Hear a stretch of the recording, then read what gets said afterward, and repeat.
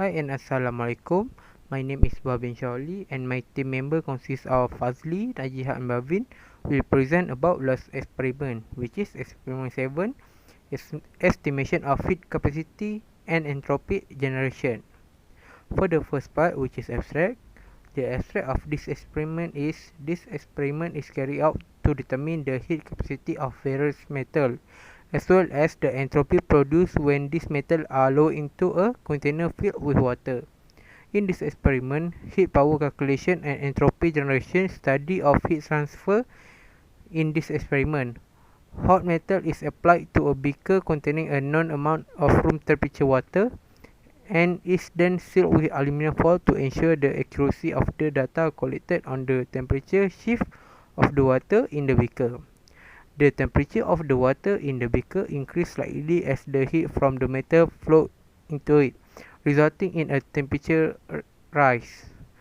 The temperature difference in water is then calculated in order to calculate the relative heat of the metal, which allows one to calculate the heat consumed by the water and the heat emitted by the metal, making it simple to determine the heat potential of unknown metal.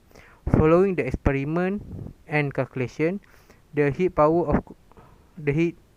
of copper, aluminum and iron is 0.6756 kJ per kilogram Kelvin, 1.7622 kJ per kilogram Kelvin and 0.812 kJ per kilogram Kelvin respectively, while the overall entropy produced is 0.008 kJ per Kelvin, 0.009 kJ per Kelvin and 0.009 kJ per Kelvin. The total entropy provided by aluminum and iron is higher than that produced by copper. The total entropy provided by aluminum and iron is higher than that produced by copper. Owing to certain cause and error during the experiment, the experimental outcome differ from the theoretical values. Hi, Assalamualaikum. My name is Najiha and I will present the introduction of this experiment. So different substances absorb heat at different rates due to various structural factors. The heat capacity of a substance is the amount of energy required to raise the temperature of that sample by 1 degree Celsius. 18th century Scottish scientist Joseph Black noticed that equal mass of different substances required different amount of heat to raise them through the same temperature interval, thus founding the concept of specific heat. The specific heat of a substance is the heat required to raise the temperature of 1 gram of substance by 1 degree Celsius. The molar heat capacity is the amount of energy required to raise 1 mole of the substance by 1 degree. Quite often, it is applied to the metallic elements where it can be used as a basis for comparing energy absorption and transfer. The experimental determination of the specific heat of a metal by the method of mixtures consists in dropping a known mass of the metal at a known high temperature into a known mass of water at a known low temperature. The equilibrium temperature is then measured. The heat absorbed by the water calorimeter and stirrer is equal to the heat lost by the metal. In a thermodynamic system, the entropy generation is the amount of entropy which is created generally during irreversible process by means of heat flow through a thermal resistance. Fluid flow through a flow resistance, diffusion, Joule heating, friction between solid surfaces, and fluid viscosity within a system. The entropy of an isolated system during a process always increases, or in the limiting case of a reversible process remain constant. It never decreases. This is known as the increase of entropy principle. The entropy change of a system or its surroundings can be negative, but entropy generation cannot. Okay, next we move on to the theory of this experiment. So different substances respond to heat in different ways. Heat capacity can be defined as the amount of heat required to raise the temperature of an object by 1 degree Celsius. So if two objects at different temperatures are brought in contact with each other, energy is transferred from the hotter object, that is the object with the greater temperature, to the colder, lower temperature object, until both objects are at the same temperature. There is no net heat transfer once the temperatures are equal because the amount of heat transferred from one object to the other is the same as the amount of heat retained. The experimental determination of the specific heat of a metal by the method of mixtures consists in dropping a known mass of the metal at a known high temperature into a known mass of water at a known low temperature. The equilibrium temperature is then measured. The heat absorbed by the water must be equal to the heat lost by the solid. So below is the formula of the heat lost by the solid and heat gained by the water, which is heat lost by the solid is equals to mCp times T2 of the solid minus T1 of the solid, where m is the mass of the substance, Cp is the specific heat capacity, and this is the delta T.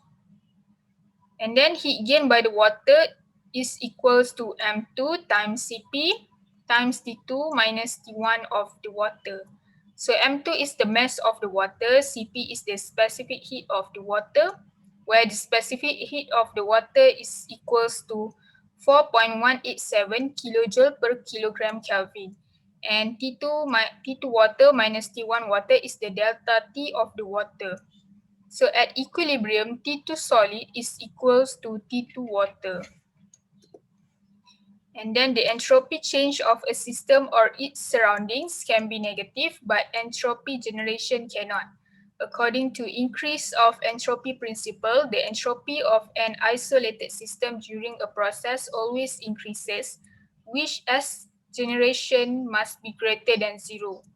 In thermodynamics, the entropy generation is a measure of the magnitudes of the irreversibility present during the process. The entropy generated during this process is determined from below formula, which is delta S equals to mCp ln times ln T2 divided by T1. And then delta S total is equals to delta S of the metal plus delta S of the water. We move on to the next slide, which is methodology. So the methodology of this experiment are, the first one is where the varying scale is used to measure the copper wire, which is recorded in the table 1. The process is repeated for the metals, aluminium and iron. Number 2, the first beaker is then filled with 100 milliliter of water. Number 3, the water is heated on the hot plate until it reaches 100 milliliter.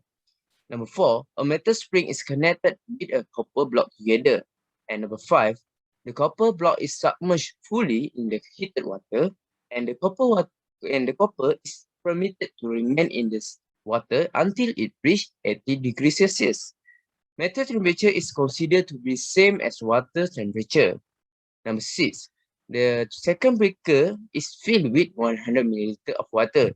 The initial temperature of the water is determined by using a thermometer. And number 7, then a thermometer is used to determine the temperature of water in the first beaker. So when the water is in the first beaker reach 80 degrees Celsius, the copper block is removed with a metal string from the first beaker and immediately transferred to a second beaker that containing 100 milliliter of water. And number 9, the beaker is then coated with aluminium foil to reduce heat loss to the environment. And number 10, the water temperature is measured at the set interval until it reaches a constant temperature. To ensure even a heat distribution, the water is stirred continuously during the process. And the last one, number 11, for the aluminium and iron metals, the steps from 1 to 10 are repeated. So this is a picture from step 1, step 2, step 3, step 4, 5, and 6. And then this is picture of step 7, 8, 9, 10, and 11. Hello everyone, my name is Bhavin Raj Sukumaran, and for this week experiment, I would be presenting about the results for this experiment.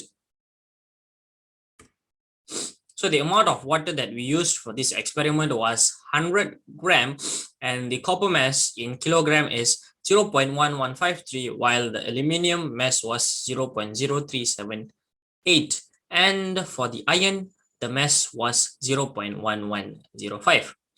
And the temperature have been recorded was as shown in the table. So we did the experiment up until 160 seconds. And the equilibrium temperature for copper is 37, and for aluminum is 36, and for the iron was 38. Specific capacity, when we calculate in kilojoule per kilogram Kelvin, the copper's specific heat capacity was 0.6756, while for the aluminum is 1.7622, and for the iron was 0.812. And entropy of change of metal for copper was negative 0.0101, and for the aluminum was negative 0.0087, while for the iron was negative 0.0114. And entropy change of water was, for the copper it's 0.0109, and for the aluminum it was 0.0096, while for the iron it was 0.0123. And the total entropy generated for copper is 0.008, and for the aluminum it was 0.009, while for the iron also it's 0.009. And the initial temperature of water for copper is 29, aluminum 29, and also for iron was 29. And the final temperature of water for copper is 37, aluminum is 36, while for iron is 38. And the delta T, or the change in temperature, was for copper it's 8, for aluminum is 7, and for the iron is 9. Initial temperature of metal for copper, aluminum, and iron was 80, and the final temperature of metal was 37 for copper, 36 for aluminum, and 38 for iron. So delta T there is negative 43 for copper, negative 44 for aluminum, and negative 42 for iron. Heat lost by the metal, which is Q, is equivalent to mCp delta T, and heat gained by the water, Q, is mc delta T as well. For heat capacity of water, that is Cp, is 4.187 kilojoule per kilogram Kelvin. That's the fixed one. And the entropy change of a system, delta S, is mCp ln T final over T initial. So the total entropy of a system, delta S total, would be delta S metal plus delta S water. That's all from me.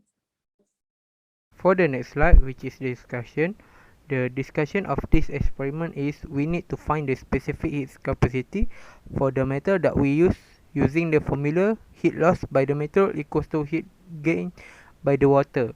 The table is to find the percentage error of this experiment and the graph for the comparison of specific heat capacity of the metal. The table shows the total entropy need to be calculated using the formula. Total entropy is equal to the entropy of water plus entropy of metal. The overall entropy generation value cannot be negative, but the variation in the system entropy can be positive, negative, or zero. The increase in entropy principle states that the entropy of an individual system increases during an irreversible process. As gen is larger than zero without knowing the detail of the process, entropy change can be calculated. The entropy produced of a reversible process is zero, and the entropy shift of a system is equal to the net entropy transition. The entropy equilibrium is similar to the energy balance. Copper, aluminum, and iron achieve total entropy of 0.008 kJ per Kelvin, 0.009 kJ per Kelvin, and 0.009 kJ per Kelvin, respectively. Aluminium and iron produce more entropy than copper in terms of absolute entropy. The first question is source of error and method to minimize error. We conclude that the obtained result is not reliable after comparing the experimental and theoretical result. There are a few aspects that lead to the experimental inaccuracy. One of them is the state of the room, which include the fact that the fans are not switched off and the windows are not closed. As a result of the increased surrounding airflow, more heat is drained from the system. Furthermore, since the calorimeter is not sufficiently insulated, there is significant risk of heat leakage to the environment. There are also impurities on the metal and in the water, such as dirt, metallic compounds, and other chemicals, which can affect the accuracy of the result, since we are only consider the specific heat capacity of pure water and pure metal. In addition, the parallel error in reading the thermometer contributes to the result error. Aside from that, when we transfer metal from hot water to calorimeter, there is hot water that sticks to the surface of the metal. There are few precautions that should be taken in order to increase the accuracy of the result of this experiment. We could improve the system insulation by turning off fan, closing window, then using a windshield. We could also provide calorimeter cover. After that, we will clean the metal surface and use distilled water instead of tap water for the experiment. To avoid parallax error, the line of vision should be perpendicular to the thermometer scale. Not to mention that for this experiment, a more sensitive thermometer is required because temperature is a key factor in determining the specific capacity. Another option is to immerse the metal in 80 degrees Celsius water for a longer period of time to obtain a more accurate equilibrium state. The question 2 is justification on the importance of stirring the water in the container. The intent of stirring the water in the container is to ensure that the heat in the container is evenly distributed during the experiment. Do not actively stir the liquid in the calorimeter because excessive stirring causes a temperature rise. The third question of the discussion is justification on the importance of transfer the hot metal quickly into the water. The importance of rapidly transferring the hot metal into the water is to prevent heat transfer to the environment and achieve a more precise equilibrium condition. So we move on to the next slide, which is conclusion. So the conclusion of this experiment that we can say that to summarize, due to multiple structure factor, the different substance absorb heat at different rate. The warmer body heat loss equal to the cooler body heat gain, resulting in an intermediate equilibrium temperature. As long as no heat is lost to environment, this remains true. The heat potential of copper, aluminum, and iron has been determined based on the result of the experiment, which are 0.0756 for the copper, 1.7622 for the aluminum, and 0.812 for the iron. Aside from that, the total entropy generation value cannot be negative, but the system entropy can change, can be positive, negative, or zero. As a result, the total entropy generated by copper, aluminum, and iron are 0.0008 for copper, 0.0009 for aluminum, and 0.009 for iron. So, aluminum and iron can generate more total entropy than copper due to various possible error that can occur during the experiment. The experimental outcome different from the theoretical value. So that's all from me. Thank you.